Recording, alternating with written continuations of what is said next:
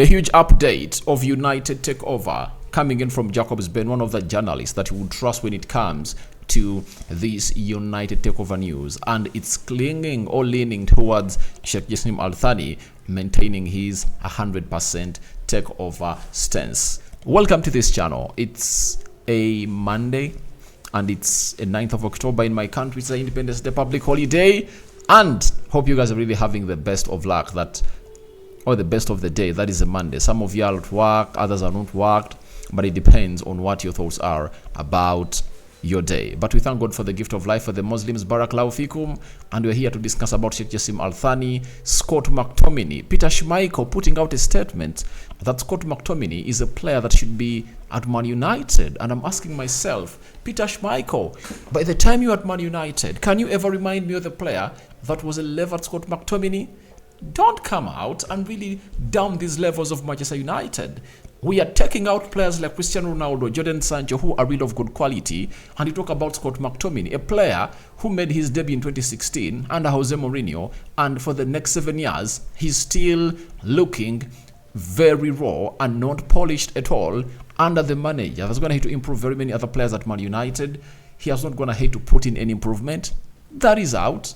And don't expect us to come in through and obviously accept such at Manchester United. We know this club deserves better, and through deserving better is how we are going to obviously hit the peak of this success. I'm going to come out and obviously give my rant to him, because I think some people speak through their asses sometimes when they're really talking, And Peter Schmeichel, I respect you a lot. You're a Man United legend.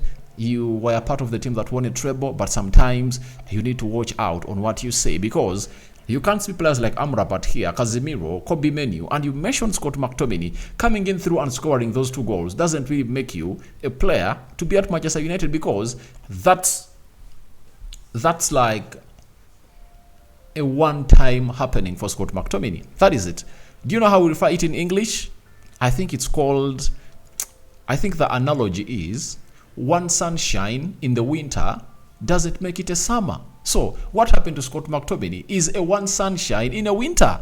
It doesn't make it a summer. So don't come out and obviously sell your narrative to us. We are not even welcoming it, because it's really null and void. And lastly, we're going to talk about David Beckham coming in through and sending his commiserations to the former manager of Manchester United, Sir Alex Ferguson, who lost his loved one, known as Madame Cathy, and it's all another vain part of it to obviously talk about. Now, let's see close to the damn last match in this video. Rokan David, or RD is my name. And let's start it off with the takeover news. Trust me, in these days, you're obviously going to hear a lot of stories concerning the takeover of Manchester United, because it's really going to be the ish thing.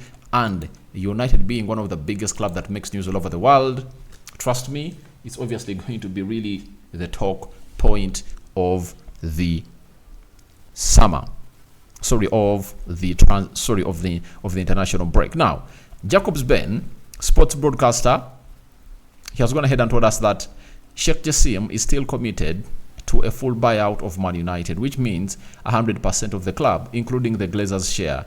He will not budge on that. It's an all nothing bid. That is what he's saying. And he continues and says, there is no scenario where the 92 Foundation would entertain staying on course for Man United if the Glazers want to stay. They don't want any scenario where they are a minority investor, where the Glazers remain. They don't want any scenario where they don't have 100% shares. That is it coming in from Jacob's Ben. He also added and said, it's just about whether or not they can agree on a price. As a consequence, they may have to go higher and ultimately eventually pay what it takes. Now, for Sheikh Jassim Al-Thani, he has come out and his entourage and obviously told the Glazers that we are not adding you more money. The Glazers' only hope that they had was Sir Jim Ratcliffe, because Sir Jim Ratcliffe was willing to buy this club and buy like 50% of the shares and inject close to £3 billion into the team, and then he keeps the Glazers around. But the minority shareholders of Man United came out and threatened to sue the club of Man United and the Glazers, that they are denying them an opportunity to really get huge money from 100% sale of Sheikh Jassim Al-Thani. And Sheikh Jassim Al-Thani is maintaining his stance that if it's not 100% shares being sold to him, he's not willing to obviously own this club or co-own this club with the Glazers, and he's obviously pushing for that. Now, which other better new owner do United fans want more than this guy? And this story follows up after the story of David Beckham that showed up yesterday, that I went ahead to live stream on this channel, about Sheikh Jassim Al Thani coming in through. Sorry, about David Beckham being asked about the Qataris, and he smiled and said he knows things are going to happen. And the Glazers are really in a tight spot. Why? They would love to stay and obviously see to it that in the next 2-3 years, this club can obviously earn them close to 7 or 10 billion pounds if at all it's sold. But the problem is they don't have money to push this club to go to that level. Trust me, if at all they had gone ahead to build a stadium, close to 2 billion pounds, and not see this club having a debt of close to 1 billion pound, it would have been easy for Sheikh Jassim Al Thani to cough out 7 or 6 billion pounds that the Glazers really want. But because Sheikh Jassim Al Thani wants to pay the Glazers 5 billion pounds or 5.5 billion pounds, then he clears the debt of Man United of close to 1 billion pound, and then he builds a stadium of close to 2 billion pounds with a new state of art. He believes he cannot obviously reach the round figure that the Glazers want. But I know in business, things really come to the level where you feel like they can obviously change a little bit, because in life, you cannot obviously have the same stance all time because things keep changing. Sheikh Jassim Al Thani might see to it that the Glazers are really running away with the club and obviously say, we are not obviously selling the club to you if at all you don't reach our 6 billion mark. And he says, all right, let me try to pay these people 6 billion pounds, because if I don't pay them 6 billion pounds, they might stay here for some long time and see to it that this club goes to 10 billion pounds. And maybe in the next 2-3 years, I want to be in good position to obviously get this club. So that's why Jacobs Ben is indicating to us that, or informing us that, if at all we are to obviously see something positive out of the sale of Man United, 100% going to Sheikh Jassim Al Thani. Sheikh Jassim Al Thani needs to rise up his offer of 5 billion pounds to 6 billion pounds, a round figure that the Glazers set to see to it that they obviously see the club being sold. So to my own understanding, it obviously comes hard, but you obviously have to know that the Glazers are really in a tight spot of not meeting the levels that they really desire as a team that runs the club of Manchester United. They need the money, but nothing is obviously going to change what stance Sheikh Jassim Al Thani is. I think the stance for the money might obviously change, but the stance of 100% ownership won't change. They want to own the club 100%, not to co-own the club with the Glazers. For the money, they can obviously agree on 6 billion pounds, 5.5, all else.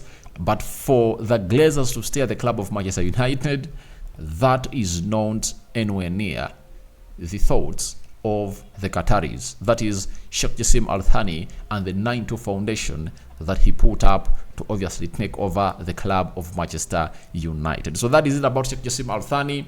He's maintaining his 100% takeover stance. He's not willing to listen to what the Glazers are telling him, and he's ready to obviously take this to the level where it deserves to be. And that is it coming in from Jacobs Ben, as far as an update coming in from Sheikh Jassim Al Thani and the takeover of Man United stands. Now, let's leave Sheikh Jassim Al Thani and let's go to Peter Schmeichel, a man that I really respect a lot, and I feel like this time around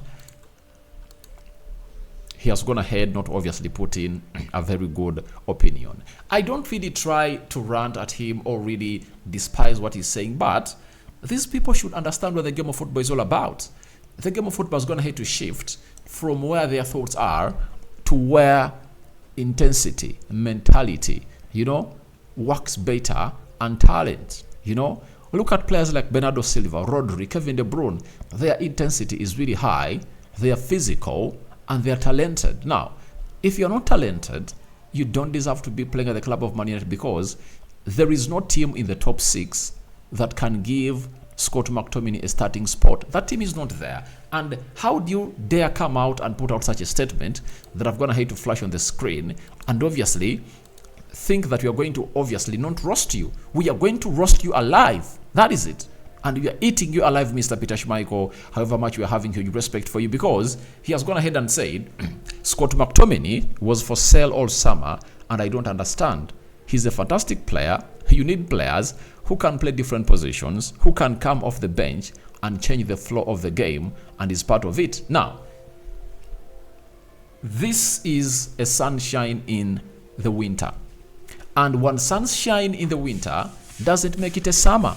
Scott McTominay is an average player. He's a bang average player. He's not that kind of player that is going to excite you. And he has been here for some time, though every man has gone ahead to obviously have something to admire about him, but it has gone ahead to fail every time he has gone ahead to be called for to obviously elevate his level, his game to the next level. Now, Scott McTominay has been an era of Man United where we've all gone ahead to long for CDM. Has he gone ahead to prove himself that he can obviously play that job? No. You know, even as a number 8, if I told he was a very good number 8, why does Eriksson start again ahead of him alongside Casemiro? If he was a very good number 8, he would have gone ahead to play into those positions. We've always thought that Scott McTominay might be a very good player playing into the advanced role of the midfield, but can he really play better than the quality players we're having at Man United? Mr. Peter Schmeichel, can I ask you, do you think Scott McTominay can play ahead of Amrabat? The answer is no. Can he play ahead of Casemiro? The answer is no. Can he play ahead of Eriksson? The answer is no. Can he play ahead of Kobe Menu? The answer is no. Can he play ahead of Hannibal? The answer is no. Can he play ahead of Bruno Fernandes? The answer is no. Can he play ahead of Mason Mount? The answer is no. So, you are talking about a player who cannot even get past 6-7 players of Man United. And one thing you should obviously respect is this guy is going to find it hard to make it to the bench in the coming time, because the bench of United is obviously going to be competitive, because we need 9 players on the bench. Now, let me count these 9 players for you.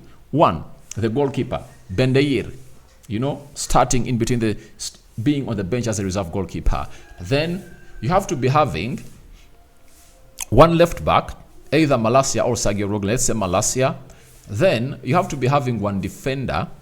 Let's call in Lindelof, when Varane and Lisandro Martinez are on the field of play. Then you have the midfielders, Eriksson, right? Maybe Mason Mount.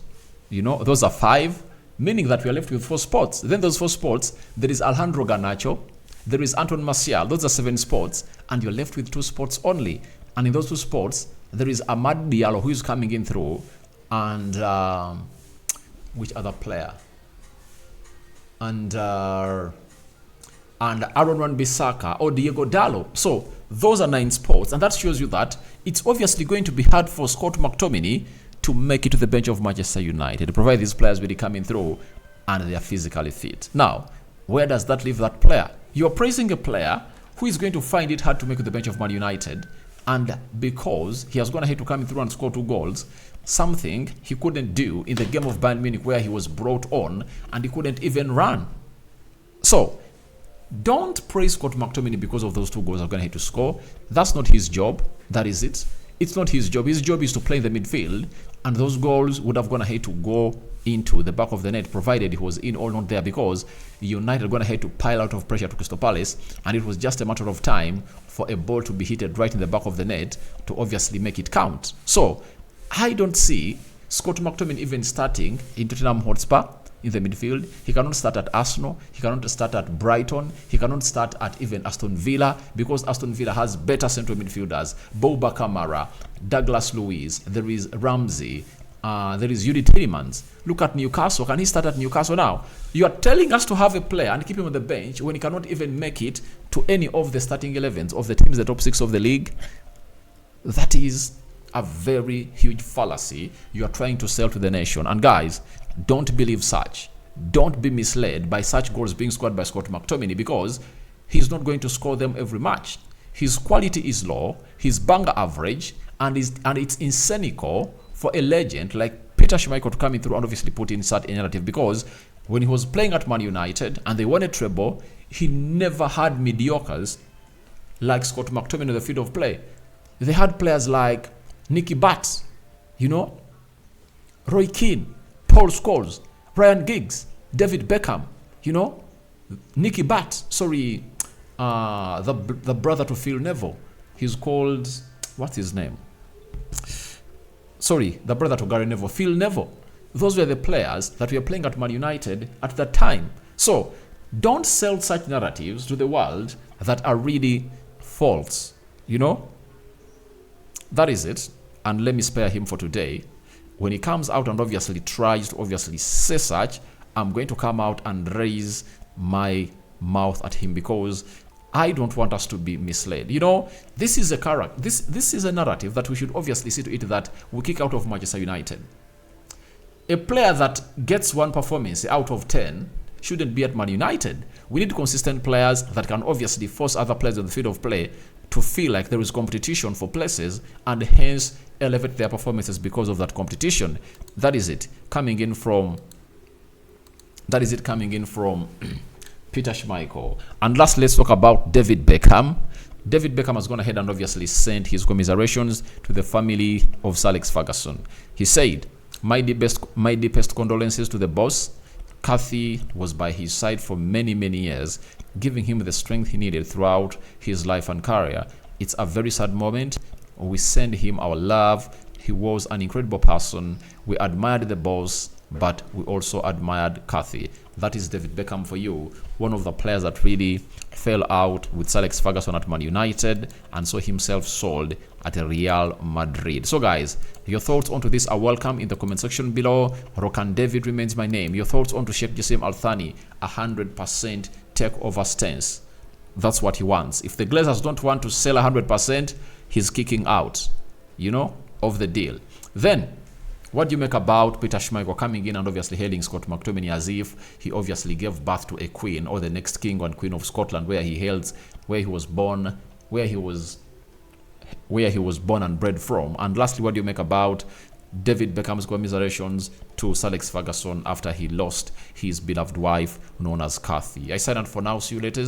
We thank God for the gift of life. And for the Muslims, Barakallahu Fikum. See you when you see me. We are ready for the marathon. First video of the day. More is yet to come. Tighten your seatbelts. Rokan David is my name. Let's see close to 300 likes much in this video. I'm out for now. See you later. Bye-bye.